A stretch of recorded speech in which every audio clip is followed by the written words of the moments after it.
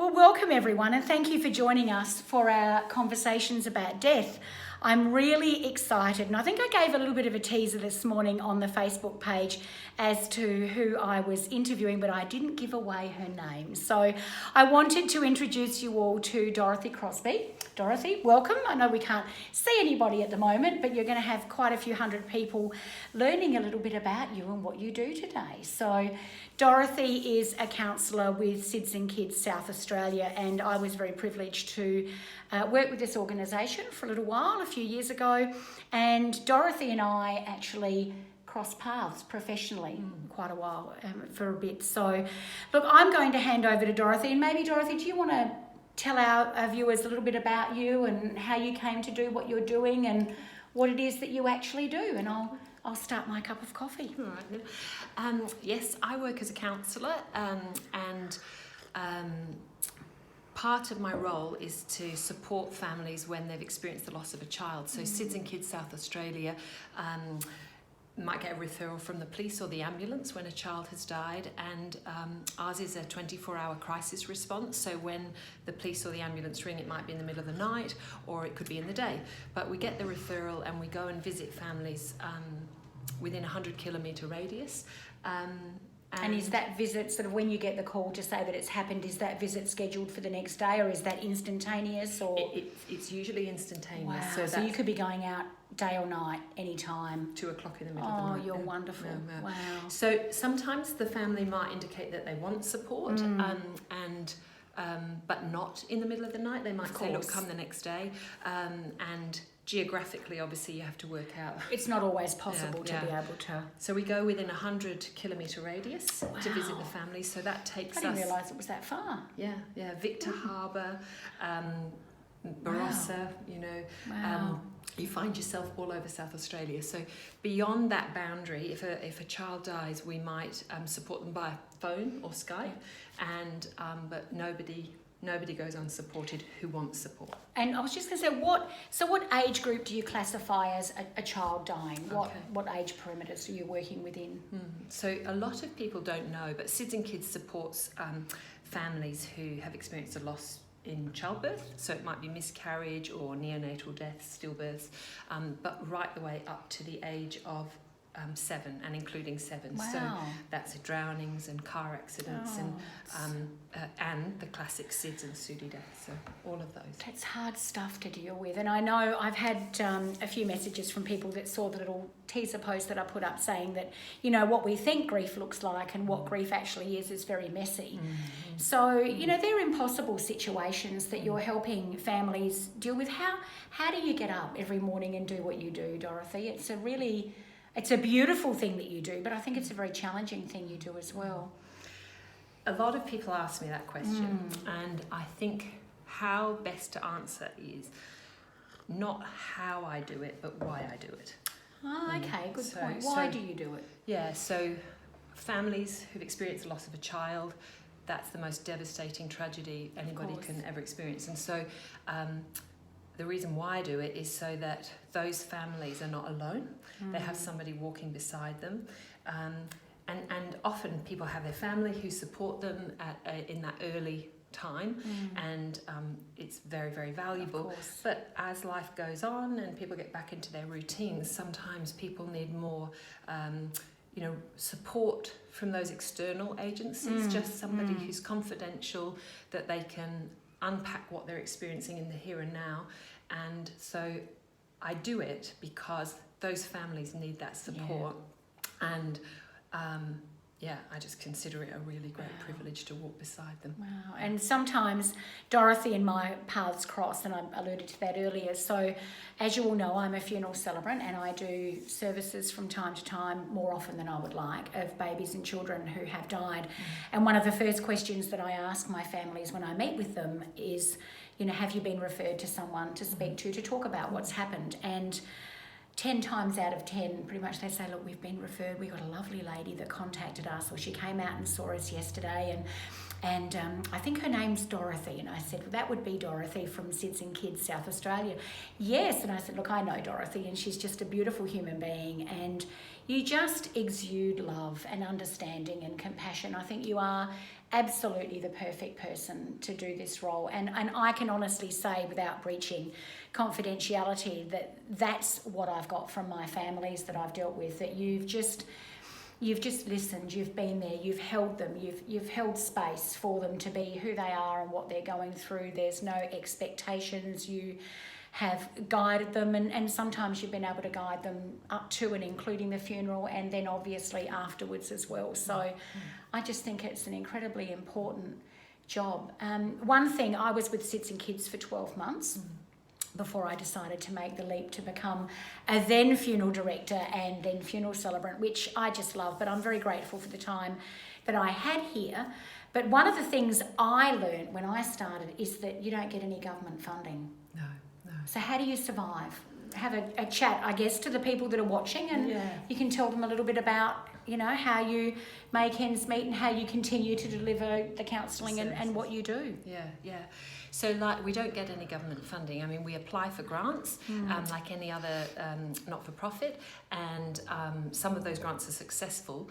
And we also rely on the generosity of our community. So we have campaigns like Red Donut Day, we have City Debate, we just had... You'll all remember we did Red Donut Day, so all of the funeral directors that I worked with on Red Donut Day had donuts coming out of their ears for breakfast, lunch and dinner. That was hugely successful. So that money then is utilised very wisely to provide the services, so not only the counselling but the education on safe sleeping as well. So we're a great team. Can you, now that you touch on that and you've just triggered my memory, the safe sleeping, you actually still do sessions and workshops where going to be parents can come or new parents can come? Yeah, we've got Lisa, who's our education manager, so she provides education to anybody with a child under the age of 1, parents, grandparents, there are midwives, there are nurses, anybody who is responsible for a child under the age of 1 can come and access those education sessions, and all the childcare. So childcare can get certificates to approve them as a safe sleep centre. So they can contact Sids and Kids South Australia and say, look, I'd like to come along. Is there a cost associated with coming to the sessions? It's very minimal. I think it was negligible. And if we get grant funding, then we provide they those can for offer free. it. That's wonderful. Right. So look, I guess what Dorothy is trying to say too is that every single dollar that is raised by this organisation is used very wisely. They're very frugal and careful with what they allocate their funds to, and if you would like to make a donation in memory of a baby or a child that you knew that died, or that you would just like to support the work of Sids and Kids, and especially what Dorothy does with counselling, you can jump on their website and I'll make sure I put that in the notes at the bottom of the video. So what do you... I guess when I say what do you love about what you do, what is it that really you find rewarding about what you do? There are lots of different things that I find rewarding. So each family experience a loss differently. So there's no two families that grieve the same. So every time I go in and meet a family, I don't go in with a prescriptive task of, this is how it's going to be and this is what we're going to do. I love the meeting that family and hearing their story, and if you like, it's like a dance that you work out how to dance with that family uniquely to them. And some families don't need any counselling per se, they might just need bereavement support, and we go for 3 visits to the home, and beyond that, those 3 visits, they can then come and access counselling for free here. But after those 3 visits, sometimes families say, look, we've really appreciated that information and we've got the tools and we can go. So after those 3 visits, we then do a 3-month and a 6-month checkup phone call. That's very thorough. And we also write anniversary cards, so at the anniversary of the child's death for 3 years. So Mother's Day, Father's Day and anniversary. So the families write us after their loss, they'll just say, we really appreciate that because... You remembered. Yeah, that's right. And we handwrite them, and I've been with Sids and Kids for 8 years, so now when I'm writing them, it's very personal, so I'll be able to sort of follow through. And so those those little touches of things that we can do that say we're remembering you and we haven't forgotten your child. We have a memorial service that we have once a year, and families can come to light a candle. Maybe tell us a bit more about that. Okay. That would be great. Once a year we hold a memorial service for the families, and normally in June, and the families can come, and that's just a very simple but safe place for families to honour their children. We have songs this year. Somebody wrote a specific song, a special song for the families, which was really special. Sometimes people write poems. We might get a parent to share about their journey. This year, the father that spoke, it was his 10-year anniversary of his daughter that died. And he really had it on his heart to come and say, this is the journey and how it's been, and this is what the advice I'd give parents who are just beginning the journey. So we usually choose a theme, a symbolic theme, and those families come and really value that sacred space to just say, especially having the photograph of their child, because really it's an acknowledgement. They were here, then they mattered. And they see their child and they see other people seeing their child, you know, so their child's picture is shown, and that is very meaningful. So there are all these components of what we do, and the support groups. Not everybody wants to come to a support group. It's not for everybody, but for those that feel comfortable to do so, that can be quite cathartic and helpful. And I think what a lot of parents might say to me is they feel so isolated. They feel so isolated, and their families obviously are distressed for them, but don't really know how to set them back on that path of normality. So things like going out to social engagements or being around people with other children, being in a group that everybody's experiencing that loss, we can vicariously hear each other's story, and we hear our own story in that. And I was going to ask you, as I said, I had a couple of people message and said, is the counsellor somebody that, you know, counsels people that have had children die or adults die? And I sort of said, you know, watch this space. But I guess, you know, if somebody is watching, for example, and a friend or a relative or a neighbour has experienced the death of a child, what can they do? How can they... Because, I mean, you do feel very helpless and you don't want to say the wrong thing. You don't want to do the wrong thing. What would you recommend is something that they can do to support the person that they care about? I think the most important thing is that sense of helplessness is normal, and not to let that sense of helplessness disempower you, but you as the non-griever have the ability to go in and make a difference. So you might be frightened of saying the wrong thing or doing the wrong thing, but actually any action done with sensitivity and love will never be seen by the family as wrong. If it comes from the heart, it'll always be right. So it might be that you might offer to cook a meal, or take, if there's older children, to take them to the park. Each family's different, and some families might say, look, actually we're doing okay and we don't need that. Don't think you've done the wrong thing because you've offered. They will still appreciate that you have offered. Be mindful that actually things like Christmas and birthdays and they're really hard, and they're triggers, aren't they? So it might be that you could pop a card and always acknowledge the child that's died. Don't think we can feel conflicted by it's writing. It's okay to write their name. It's okay to talk about them. They want you to talk about they love their you child, to talk because about everybody feels uncomfortable and then they don't, and then that alludes to the sense that, well, they were here. You know, we can. They're still our child. Yes, they've died, but they're always going to be our child and a part of our family. So that I'd really encourage that. The grieving parents, they will tell you what they don't like, but don't take offence if they say, look, I didn't like that you mentioned that. Don't think that was terrible or wrong, or I shouldn't try harder. They're just letting you know what they need. And that's really hard for them to say that. To say, look, I didn't like that. I didn't know. You were going to say that. But as you probably experience as well, Michelle, often people will avoid talking about the situation and thinking, I won't bring it up because the family look like they're doing okay, and so I don't want to make them upset. But actually that family will be upset if you do not mention it. Of course. So I think that if they don't want to talk about it, they might say, look, thanks for mentioning it, and they might go silent, which we could interpret that they don't want to talk about it. Yeah, but actually they will still appreciate that you had the courage to do. And they're just reflecting on what you did. Yeah.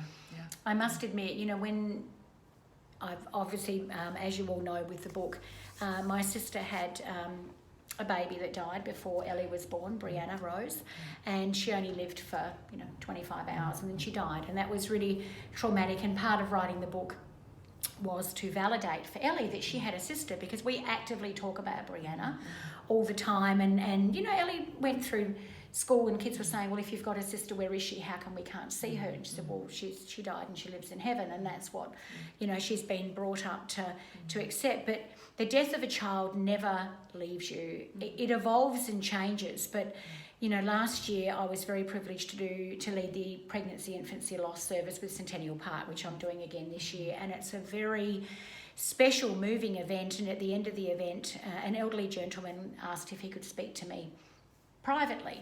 Well, of course, your first reaction is, oh gosh, I've said something that's offended him, or he's upset. And he really struggled to talk to me. And he said to me, I had a child, I had a baby that died.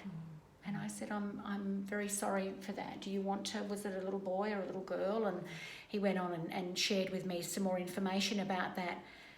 45 years ago, this child died. And he said, my wife wanted us to come today because it's the 45th anniversary of 45 years. And the gentleman said today is actually, and I get quite emotional remembering this, but he said, today is actually the first day that I have openly grieved and cried for my baby. Wow.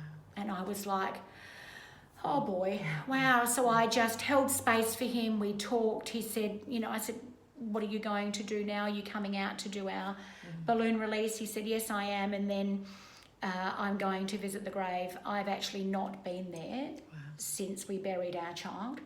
And he said it was a graveside burial.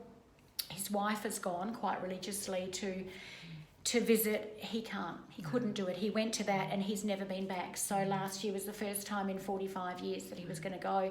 That was a momentous step. So I want everybody watching to know that when you go along to events, when you support organisations, when you support friends, there's no time frame to deal with the death of a child. 45 years. And I got in the car and my husband Rick said to me, I noticed that gentleman talking to you, and of course I burst into tears, as I do. I'm a very emotional person, which is quite ironic seeing I'm a funeral celebrant.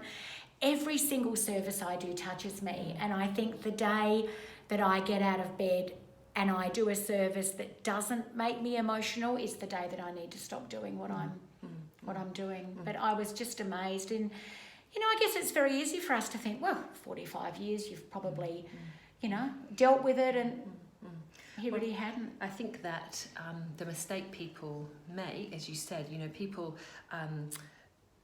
reorientate their lives, and I suppose part of our support is actually helping them move through those steps of recovery. Yeah. I use the word recovery. People never forget, and no, they don't. But I do think people have the opportunity to heal. I think some families might get stuck and need support to be able to trying to reconcile that physical loss and try and bring that child on the journey with them in their future life. So I'm very big on finding meaningful ways to honour their children. Beautiful symbolic things that families can do. What sort of things can they do while we're on the topic of this? Okay, well... Seeing you're our wealth of information today, so...